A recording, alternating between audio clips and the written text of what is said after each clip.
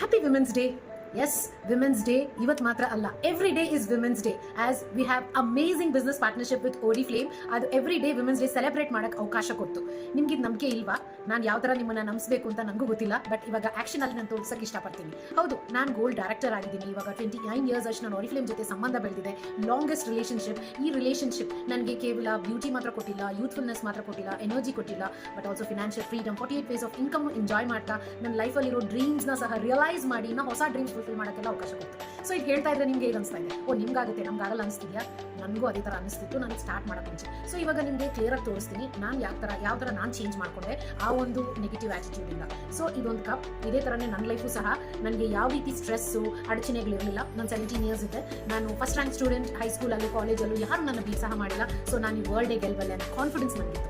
ಆದರೂ ಸಹ 17 ಇಯರ್ಸ್ಗೆ ನನಗೆ ಮದುವೆ ಮಾಡಿಸ್ಬಿಟ್ರು. So that was an added responsibility which was adding the stress. ನನ್ನ ಡ್ರೀಮ್ನ ಫುಲ್ಫಿಲ್ ಮಾಡೋದಕ್ಕೆ, ಸ್ಟಾಪ್ ಮಾಡೋದಕ್ಕೆ ನನಗಾಯಿತು. ಸರಿ ಆಗಿದ್ದಾಗ ಆದರೂ ನಾನು ಸೆಲ್ಫ್ ಎಜುಕೇಟ್ ಮಾಡ್ಕೋತಾ ಇದ್ದೆ. ಬುಕ್ಸ್ ಓದೋದಂದರೆ, right TV channels, Discovery channels, papers ಓದೋದು ಆಗಲಿ, ನಾನು ಸಬ್ಸ್ಕ್ರಿಪ್ಷನ್ಸ್ ಮಾಡೋದು ತುಂಬಾ ಮಾಡ್ತಾ ಇದ್ದೆ. ಬಟ್ ಆದರೂ ಸಹ ಮನೆಯಲ್ಲೆಲ್ಲ ಮಕ್ಕಳು ಬೇಗ ಆಗಬೇಕು, ಇಲ್ಲಾಂದ್ರೆ ಆಮೇಲೆ ತುಂಬ ತೊಂದರೆ ಆಗುತ್ತೆ ಅಂತ ಇನ್ನೊಂದು ರೆಸ್ಪಾನ್ಸಿಬಿಲಿಟಿ ಕೊಟ್ಟು 20 ಇಯರ್ಸ್ಗೆ ನನ್ನ ತಾಯಿ ಸಹ ಆಗಿ. ಸೊ ಮಗುನೂ ನೋಡಿಕೊಂಡು ಆರ್ಥೋಡಾಕ್ಸ್ ಜಾಯಿಂಟ್ ಫ್ಯಾಮಿಲಿ, ಎಲ್ಲರಿಗೂ ಸಹ ಕೇರು ಮಾಡಿಕೊಂಡು ನನ್ನ ಹೆಲ್ತು ಸಹ ಎಷ್ಟೋ ಸಾರಿ ಇಗ್ನೋರ್ ಮಾಡಬೇಕಾಗಿತ್ತು ಸಹ. ನಾನು ಮಗುನೂ ನೋಡ್ಕೋಬೇಕು, ಪರ್ಫೆಕ್ಷನಿಸಮು ತುಂಬ ಎಕ್ಸ್ಪೆಕ್ಟೇಷನ್ ನನಗೆ ಆಗ್ತಾ ಇದ್ದಿದ್ದರಿಂದ ನನಗೆ ತುಂಬಾ ಸಹ ಸ್ಟ್ರೆಸ್ ಆಗ್ತಿತ್ತು. ಹೆಲ್ತ್ ಇಗ್ನೋರ್ ಮಾಡೋದು ಮತ್ತು ಫೈನಾನ್ಷಿಯಲ್ ಫ್ರೀಡಮು ಸಹ ನನಗೆ ಏನೂ ಇರಲಿಲ್ಲ. ಬಟ್ ಇವಾಗ ಏಂಜಲ್ ಆಗಿ ಬಂತು ನನಗೆ ಓರಿಫ್ಲೇಮ್ ಅನ್ನೋ ಬಿಸ್ನೆಸ್ ಪಾರ್ಟ್ನರ್ಶಿಪ್. ಸೊ ಮನೇಲೇ ಇಟ್ಕೊಂಡು ಪಾಕೆಟ್ ಮನಿ ಆದರೂ ಆಗುತ್ತೆ ಅಂತ ಹೇಳಿ ಚೂಸ್ ಮಾಡಿದ್ದು. 3 ಮಂತ್ಸಲ್ಲೇ ಮ್ಯಾನೇಜರ್ ಆದೆ. ಸೊ ಸ್ವಲ್ಪ ಸ್ಟ್ರೆಸ್ ಹೋಯಿತು. ನನ್ನ ಕಾನ್ಫಿಡೆನ್ಸ್ ಮತ್ತು ಹ್ಯಾಪಿನೆಸ್ ನನ್ನ ಲೈಫಲ್ಲಿ ಬಂದು ಸ್ಟ್ರೆಸ್ನ ಕಮ್ಮಿ ಮಾಡ್ತು. ಬಟ್ ಈ ಒಂದು ಅಚೀವ್ಮೆಂಟ್ ನೋಡು, ಫ್ಯಾಮಿಲಿ ಅವರು ನಮ್ಮ ಬಿಸ್ನೆಸ್ ಸಪೋರ್ಟ್ ಮಾಡು, ಅವ್ರು ಯಾವುದೋ ಕಂಪ್ನಿಗೆ ಯಾಕೆ ಮಾಡ್ತೀಯ ಅಂತ ಹೇಳಿಬಿಟ್ಟು ನನ್ನ ಅವ್ರ ಬಿಸ್ನೆಸ್ಸು ಸಹ, ಫ್ಯಾಮಿಲಿ ಬಿಸ್ನೆಸ್ಸು ನೋಡ್ಕೋಬೇಕು ಅಂತ ಹೇಳಿಬಿಟ್ಟು ಮಾಡಿಸಿದ್ರು. So added responsibility along with the dreams. So ಇದು ಏನಾಯಿತು, ನನಗೆ ತುಂಬ ಕಾನ್ಸಂಟ್ರೇಟ್ ಮಾಡೋಕ್ಕಾಗಲಿಲ್ಲ. ಎಲ್ಲೂ ಸಹ ಫೋಕಸ್ ತುಂಬ ಡಿಸ್ಟ್ರಾಕ್ಟ್ ಆಗ್ತಾನೆ ಇತ್ತು. ಅಲ್ಲದೆ ನಾನು ಅಲ್ಲಿ ವರ್ಕ್ ಮಾಡ್ತಿದ್ರು ಸಹ ನನಗೆ ಅಂತ ಒಂದು ಐಡೆಂಟಿಟಿ ಇಲ್ಲ, ರೆಸ್ಪೆಕ್ಟು ಇಲ್ಲ, ಫಿನಾನ್ಸಸ್ಸು ಕೊಡ್ತಾ ಇರಲಿಲ್ಲ.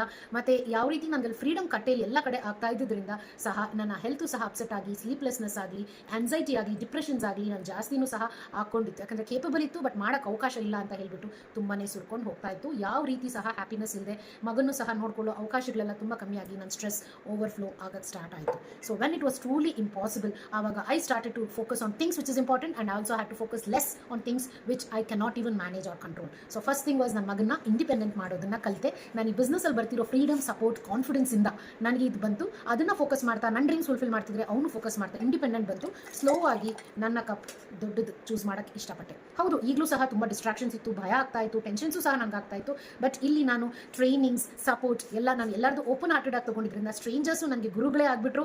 ಫ್ಯಾಮಿಲಿಗಿಂತ ಜಾಸ್ತಿ ಸಪೋರ್ಟ್ ನನಗೆ ಸ್ಟ್ರೇಂಜರ್ಸಿಂದ ಆಗಿ, ಸ್ಟ್ರೇಂಜರ್ಸೇ ಇವಾಗ ನನಗೆ ನನ್ನ ಮಗನ್ನ ಓದಿಸೋದು ಅಲ್ಲದೆ ನನ್ನ ಮನೆ ಕಟ್ಟೋಕ್ಕೂ ಸಹ ಹೆಲ್ಪ್ ಆಗಿ ನನ್ನ ಸ್ಟ್ರೆಸ್ಸಸ್ ಇನ್ನೂ ಸಹ ಕಮ್ಮಿ ಆಯಿತು. ಇದಿಷ್ಟು ನನಗೆ ಕಮ್ಮಿ ಆಗೋದು ಅಲ್ಲದೆ ನನಗೆ ಇವಾಗ ನಾನು ಕನ್ಸಿಸ್ಟೆಂಟ್ ಆಗು ಸಹ ಇದರಲ್ಲಿ ವರ್ಕ್ ಮಾಡಿದ್ರಿಂದ ಈ ಫೋಕಸಿಂದ ಹ್ಯಾಪಿನೆಸ್ ಜೊತೆ ಹೆಲ್ತು ನನಗೆ ಇನ್ಕಮಿಂದ ಮಾತ್ರ ಅಲ್ಲದೆ 48 ways ಆಫ್ ಇನ್ಕಮು ಅಲ್ಲದೆ ಇಲ್ಲಿ ನಾನು ಬೆಸ್ಟ್ ಆಫ್ ಬೆಸ್ಟ್ ಚೂಸ್ ಮಾಡಿಕೊಂಡೆ. ಹೀರೋ ಪ್ರಾಡಕ್ಟ್ಸ್, ಅದು ವೆಲ್ನೆಸ್ ಆ್ಯಂಡ್ ಆಲ್ಸೋ ನೋವೇಜ್. ಯಾವ ಕಂಪನಿಲಿ ಇಲ್ದಿರೋ products, inside out beauty, outside ಇನ್ನೂ ಸಹ ನನಗೆ ಕೊಟ್ಟು ಎನರ್ಜಿ ಕೊಡ್ತು. ತುಂಬಾ ಕೆಲಸನೂ ಮಾಡೋಕ್ಕಾಯಿತು ಈ ಔಟ್ಸೈಡ್ ಬ್ಯೂಟಿಯಿಂದ. 25 ಇಯರ್ಸ್ ಒಳಗೆ ನಾನು ಏನೇನು ಖುಷಿ ಪಟ್ಟಿಲ್ಲ ಅದೊಂದು ಎಂಜಾಯ್ ಮಾಡೋಕ್ಕಾಯಿತು. ಎವ್ರಿ ಡೇ ಅಪ್ರಿಸಿಯೇಷನ್ ಮಾತ್ರ ಅಲ್ಲದೆ ಇನ್ನು ತುಂಬ ಜನರನ್ನ ಎಂಪವರ್ ಮಾಡುವಷ್ಟು ಶಕ್ತಿ, ಎನರ್ಜಿ ನನಗೆ ಇದರಲ್ಲೂ ಬಂತು. ನೋವುಗಳೆಲ್ಲ ಹೋಗಿ, ನಿದ್ದೆ ಕಟ್ಟೋದೆಲ್ಲ ಹೋಗಿ, ನಿದ್ದೆನೂ ಚೆನ್ನಾಗಿ ಬಂದು ಎಂಜಾಯ್ ಮಾಡ್ತಾ ಇದ್ದೀನಿ. ಎವ್ರಿ ಮಂತ್ ಟ್ರಾವೆಲ್ ಮಾಡ್ತಾ ಇನ್ನು ಹೆಣ್ಮಕ್ಳನ್ನೂ ಸಹ ನಾನು ಹೆಲ್ಪ್ ಮಾಡ್ತಾ. ಸೊ ಈಗಲೂ ಕೆಲವಿದೆ, ಇಲ್ಲ ಅಂತಿಲ್ಲ, ಬಟ್ ಆ ಸ್ಟ್ರೆಸ್ಸೇ ನಾನು ಮೋಟಿವೇಟ್ ಮಾಡ್ತಿದ್ದೆ. ಇವಾಗ ನಾನು ನಾರಿ ಆಗಿದ್ದು ಎಕ್ಸ್ಟ್ರಾರ್ಡಿನರಿ ನಾನಾಗಿ ಹಾಕಿದ್ದೀನಿ. ಸೊ ಇದಕ್ಕೆಲ್ಲ ನಾನು ತೊಗೊಂಡಿರೋ ಚಾಯ್ಸಸ್ ಹೇಳ್ತೀನಿ. ಹೌದು, thanks to Oriflame, thanks to this amazing team, thanks to all my uplines and all. And ಆದರೂ ನಾನು ತೊಗೊಂಡಿರೋ ಚಾಯ್ಸಸ್, ನಾನು ತೊಗೊಂಡಿರೋ ಎಫರ್ಟ್ಸ್, ನಾನು ಎವ್ರಿ ಡೇ 0.1% ಎಸ್ಟರ್ಡೇಗಿಂತ ನಾನು ಚೆನ್ನಾಗಿದ್ದೀನಿ ಅಂದರೆ ಐ ಆಮ್ ಸಕ್ಸಸ್ಫುಲ್ ಅಂತ ಜಸ್ಟ್ ಮುಂದೆ ಹೋಗ್ತಾ ಇದ್ದೆ. And here I am earning passive income. If I can do it, so can you friends, and you will enjoy every day as women's day. ಈ video ನಿಮಗೆ ಹೆಲ್ಪ್ ಆಯಿತು ಅಂದರೆ please comment, and we would definitely are here to support you fulfil your dreams also. Thank you.